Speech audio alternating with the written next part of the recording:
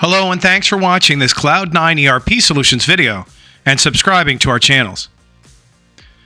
In this video, we're going to talk about approval maps, specifically for sales quotes. So you can see here, I have a sales quote here for 1,000 Hershey Kisses. And the quote is a total of 14,000 and change. And you can see here under approvals, Jason has been assigned to approve this quote. Now, why is it Jason? In our demo system, we have an approval map, and we have a few conditions configured. So under large discount, there's an over 50% discount that requires an executive approval. 30% requires a manager approval.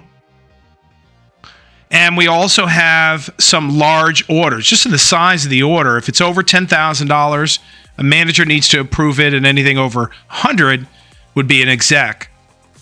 Now, again, if we go back, this is 14,000, and under our over 10,000, if we click on it, you can see our condition is if the sales quote total is greater than 10,000. So that's why that's getting flagged. And if we go to rules action, it's assigning it to Jason Mendenhall.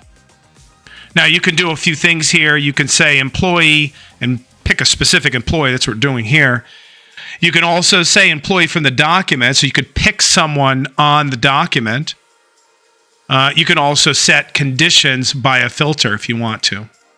And then down here, we could reassign the approval to someone else in the sales work group.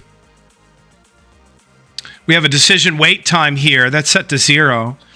And then if this is approved, then what do? Well, we complete this particular step. This particular step means that it will then go and check other steps to determine if they require an approval also. Or we could just approve the document. This could be the last final step. And we could just say that here. The other option is you can collect all approvals from this step if we had other approvals. Then down here, we can ask the person making the approval or rejection a reason for that rejection or approval. So we have an option there as well. So I have this down for reason for rejection is required. Now, if we go back to the quote and I reject this, and I'm not necessarily Jason, but I'm logged in as someone above Jason, so I can approve this or reject it. If I click reject, give it a reason, and click OK, you can see the approval or rejection, and you can see the reason. Now, one of the things that's new in Acumatica 2024 R1 is when we go to edit, and now this is in a draft status, Acumatica used to blank out this approval because essentially we weren't really requesting an approval. So from a technical standpoint, it made sense to blank this out. However, because it's a rejection and we're now in draft status, we need to remember that whole reason. So we can go back and say, oh, the quantity's too high. Come over here, lower the quantity, or do whatever the reason is suggesting we do to get an approval, then go and save it. We can now request the approval.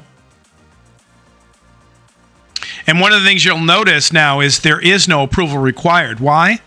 Because if we go back, this particular quote is no longer over 10,000. So we managed to make a change based on the rejection region that no longer requires an approval.